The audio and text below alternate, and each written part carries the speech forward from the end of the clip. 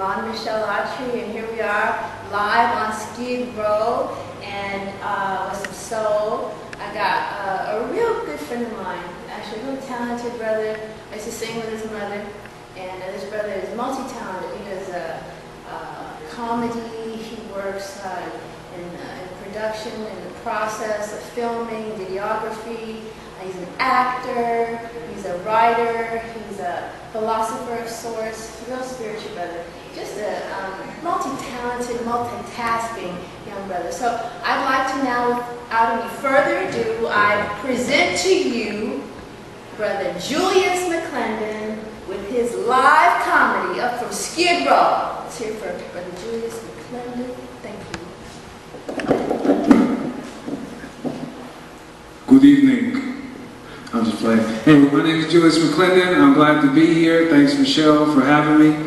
You know, we was before I came in here, we was talking about Michael Jackson. You know, and I know he passed. You know, I watched the funeral. We're not alone. They sang and stuff. And you know, I can't help but wonder, man. Did he really just leave like that? You know, did he die? Does he have another? I mean, you got $500 million. You got to have another body somewhere. I mean, you got a couple clones somewhere at the house.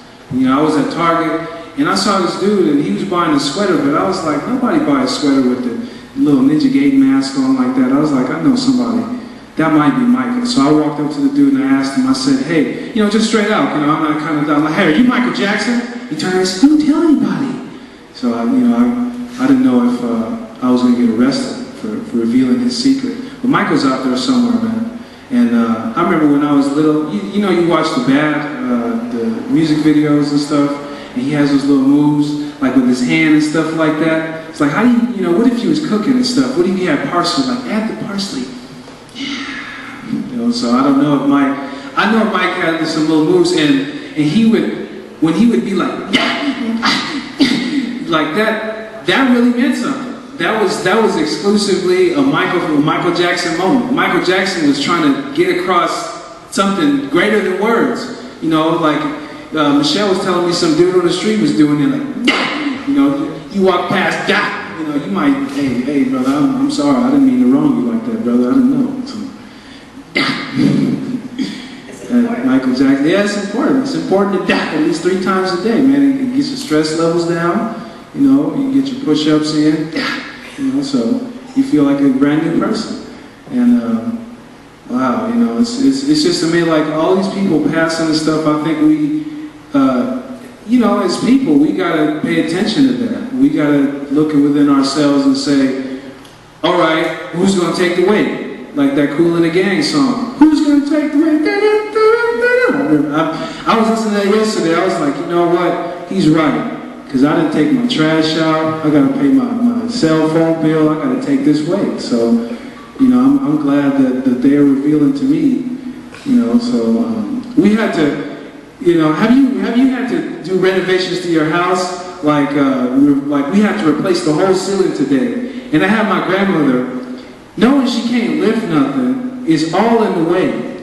Like we out there lifting this big old 7,000 slab pound of drywall. And she gonna come out there, well, baby, let me get this side. I was like, Grandma, you need your arms for the rest of your life. I don't want you to lose them on account of this drywall. It's not fair.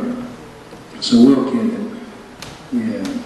I play a lot of Nintendo games. You know, when I was little, I had all the cartridges and stuff. My friends used to come over. We used to play this game called Karate Kid.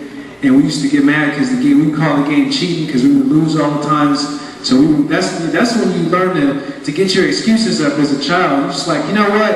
It was the trajectory of this house. That's what happened. That's why I lost, because the house is slanted. It says 47 degrees. Mama, that's why. Okay, I'll go to bed. Yeah. So, you know, I don't know, man. I don't know. I don't know what's going to happen for the rest of 2009. I don't know what's going to happen with this budget crisis we have in California. I think it's a shame that the first thing that they lash out at is, they viper up the kids, they take their stuff. You know, because I remember when I was in middle school, it was like cell block D. You know, I remember we didn't have nothing. We had books from '73. We had teachers that didn't know the books from '73. We had to just figure it out. So, today in history, who can tell me what happened in 1685? Anybody? For an A, for a B. It was bad. We had math class, we had algebra, we had the spell algebra, that was the test. And, you know, I mean, that was real bad. But thanks for having me, and I appreciate it. And I'll pass this back to Michelle.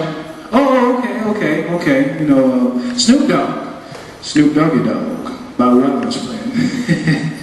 If you listen to rap music, man, what happened to rap music, man? I mean, I remember when you could turn the radio on at 12 o'clock in the afternoon and turn it off at 8:30 before you went to bed, because, you know, after Nickelodeon went off, I had to go to sleep, you know, but you could keep the radio on the whole time. And now it's like, I mean, every song had something. It's like you could tell Tupac from Snoop, from Dre, from whoever else. I listened to 3 people back in the day. We had 4 tapes in the house. It was just like, all right, just turn it over. We'll party again. So, and then now it's like everybody's talking the same thing, and all the songs are like, every song is the same beat. It's like, do do do do, like that's it. That's what we got to listen to. Is that what we're teaching the kids?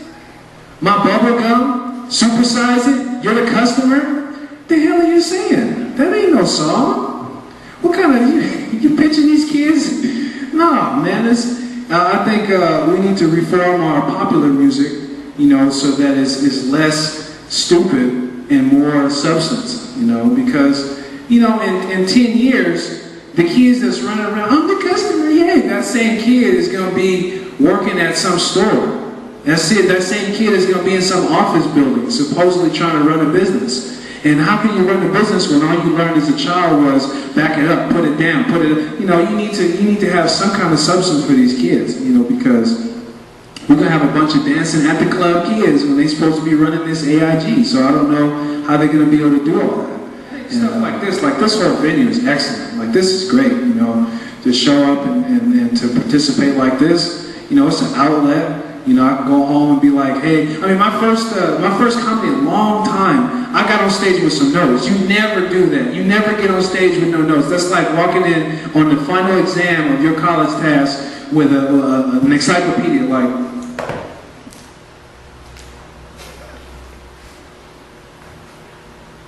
fail. That's exactly what you're going to get. Because they are not going to take you in the class cheating that hard. You can't even, now I see people that don't study so bad, they professionally cheat. They're like, okay, look, I'm going to go into class, I'm going to wear the blue scarf, okay, I'm going to sit right there. I'm going to fill out 1 through 7, and then I'm going to go to the bathroom. I'm going to give you the scarf, and you go finish it. Come on, the essay part. You can do the essay part, right? We'll both fail, epically, because ain't nobody that stupid. You know, and I remember I had to take this test called, it was called the Stanford 9, and it was a test that is supposed to see if you're smart enough to pass high school. You know, aside from the 6 classes they give you, they're going to give you this one test, and that if you, let's say you got an A in all your classes, but this test you didn't pass, you still got to stay behind the grade.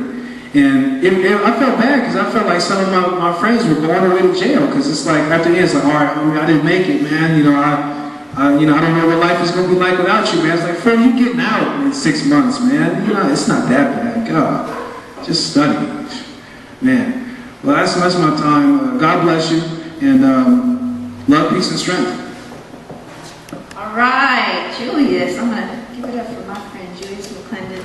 And we just hope the best for you. God bless you. God bless. Best continued success here on Skid Row and everywhere you go. And there you have it. Come and be free with me and my friends. And the next episode of Be Free With Me or True News you can use here live up from Skid Row, where we just keeping the soul and telling some truth with interviews and other true news that you can use. Thank you, and we look forward to you tuning in the next episode.